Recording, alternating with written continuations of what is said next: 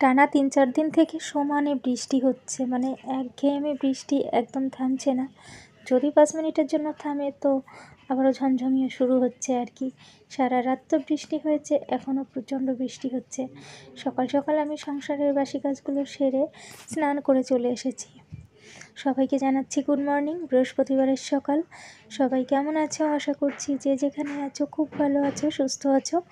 আমার নতুন একটি ব্লগে বন্ধুরা তোমাদের সবাইকে স্বাগত।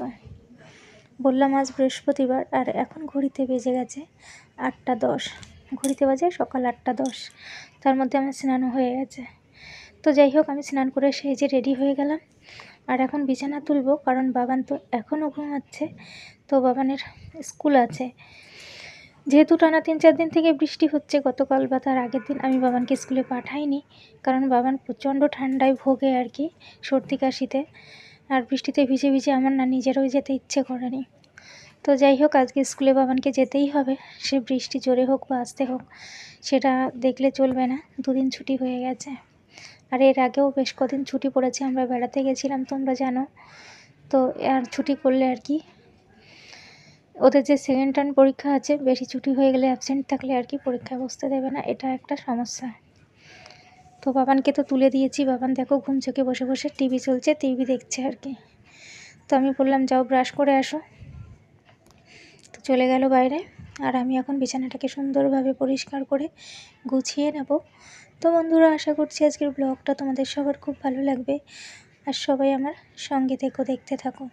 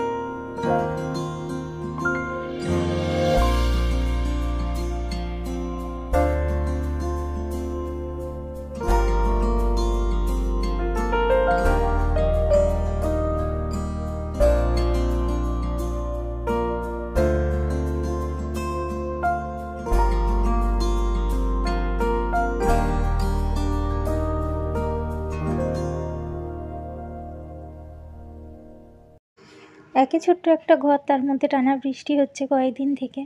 প্রচুর পরিমাণে অসুবিধা হয় আমাদের এই ঘরটার মধ্যে আর কি থাকতে। কারণ হচ্ছে বৃষ্টিতে দেখবে কাপড় জামা মেলার একটা জায়গা চাই, সেই জায়গাটা তো নেই। তো এদিক ওদিক করেই শুকোতে দিতে হয়। কাচা ধোয়া তো বন্ধই করে দিয়েছি বলতে পারো, তবে যেগুলো আমরা আর কি রেগুলার ইউজ করি সেগুলো তো মেলতেই লাগে। তো আমি স্নান করে নাইটিটা এদিকে মেলেছি, আর ওদিকে বাদবাকি মেলেছি আর কি, জানালাতে একটা আর কি দড়ি বাঁধা আছে ওখানে আর কি। তো যাই হোক, দেখো আমি বিছানাটাকে সুন্দরভাবে গুছিয়ে নিয়েছি বন্ধুরা, পরিষ্কার করে ঝেড়ে পুছে। আর এখন ঘরটাও ঝাড় দিয়ে দিলাম। আর এর আগেও কিন্তু আমাদের ঘর পরিষ্কার পুজো দেওয়া হয়ে গেছে, তো আবারও একবার করতে হলো, যেহেতু আমি বিছানাটা ঝেড়েছি ওই জন্য নিচেটা আবার ঝাড় দিয়ে দিলাম। তো সকালের কাজগুলো পুজো দেওয়া ওগুলোর বাবাই করে নেয় বলতে পারো, আমরা বিছানায় থাকতে আর কি পুজো টুজো দিয়ে আর কি ঘর পরিষ্কার করা এবার আমি করে নিলাম। এবার বসে পড়েছি, আমি চা করব ভাবছি, একটু চা খাবো, দুধ চা বানাবো আর মুড়ি নেব, 2টো বিস্কুট নেব আর কি। এটা খেয়ে দিয়ে তারপরে যাবো রান্নাবান্নার দিকে, কারণ বাবানের স্কুল আছে, রান্না তো করতেই হবে তাড়াতাড়ি। তো দুধ চা করে নিয়েছি, বিস্কুট নিয়েছি 2-3টে, আর একটু মুড়িও নিয়ে নেব খেয়ে দিয়ে আর কি, তবে যাবো রান্নাঘরের দিকে। তো বন্ধুরা, রান্নাঘরে ঢুকে পড়েছি। এই যে চালের ডালে ভালো করে ধুয়ে নিয়ে এসেছি, আর ভাবছি খিচুড়ি রান্না করব। খিচুড়ির জন্য মশলা কষানো হচ্ছে।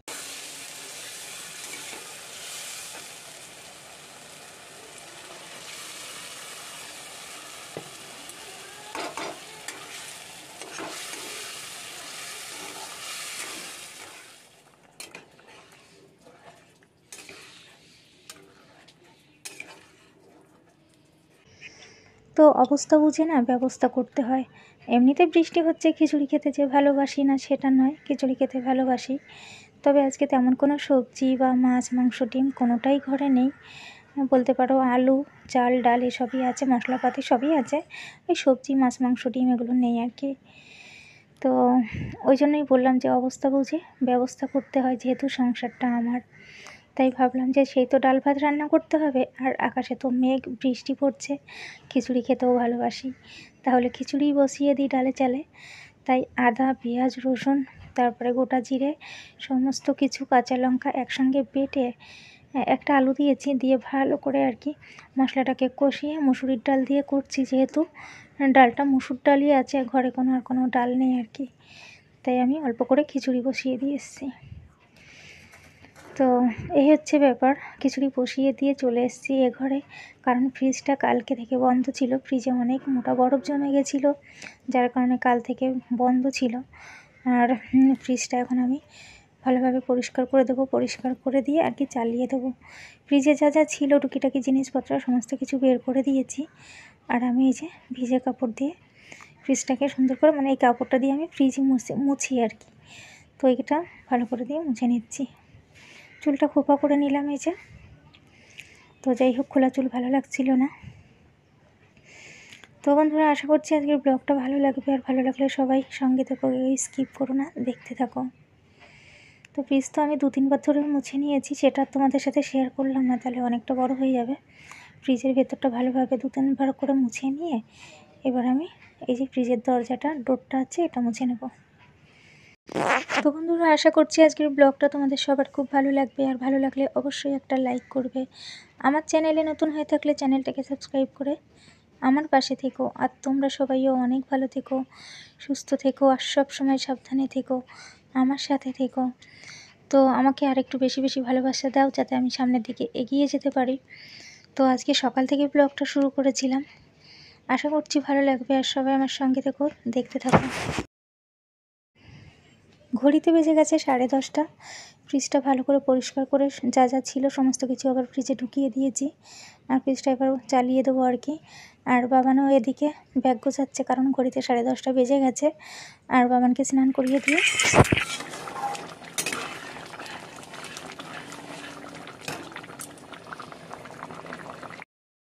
ওদিকে বাইরে বাবান স্নান করছে, আর আমি এদিকে খিচুড়িটা নামিয়ে নিয়েছি, খিচুড়িটা রেডি হয়ে গেছে।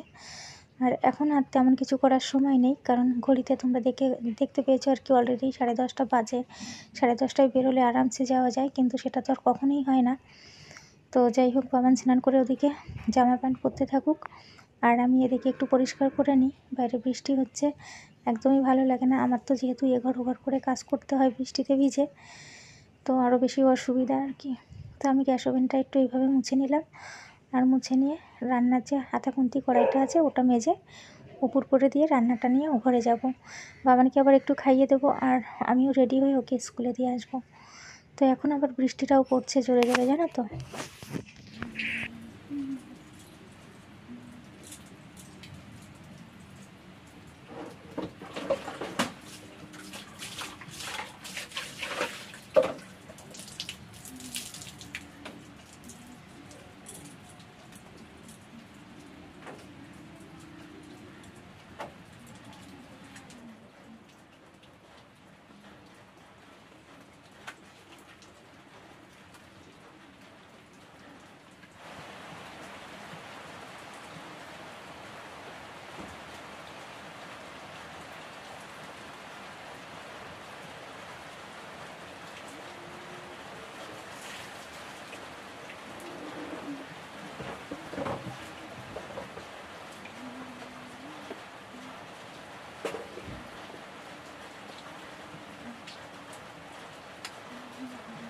রেডি হয়ে গেছি, বেরোনোর সময় থেকেই আর কি ঝমঝমিয়ে বৃষ্টি শুরু হয়ে গেছে। তো চলো বাবানকে দিয়ে এসে আবারও কথা হচ্ছে।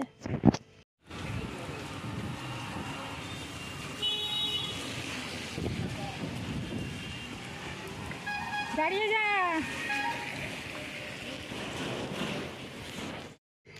তো বাবানকে স্কুলে ছেড়ে দিয়ে এই যে ঘরে ঢুকলাম হাত পা ধুয়ে আর কি। আর বৃষ্টির মধ্যে আর কি না গিয়ে আর হলো না, যেহেতু 2 দিন ছুটি পড়েছে, তো বাবানকে স্কুলে দিয়ে এসে যে আলু কেটে নিয়ে আবার রান্নাঘরে ঢুকে পড়েছিলাম, খিচুড়ি করেছিলাম দেখেছো। তো খিচুড়ির সাথে আলু ভাজা আর একটু পেঁয়াজ লঙ্কা কুচিয়ে বড়া ভেজে নিয়েছি, খেতে বেশ ভালো লাগবে। আর মিনির বাচ্চাগুলো দেখো বসে বসে আমার রান্না কিভাবে দেখে, ভীষণ কিউট দেখতে আর কি। ঘড়িতে বেজে গেছে 1:20 আর কি। আমি খাবার রেডি করছি।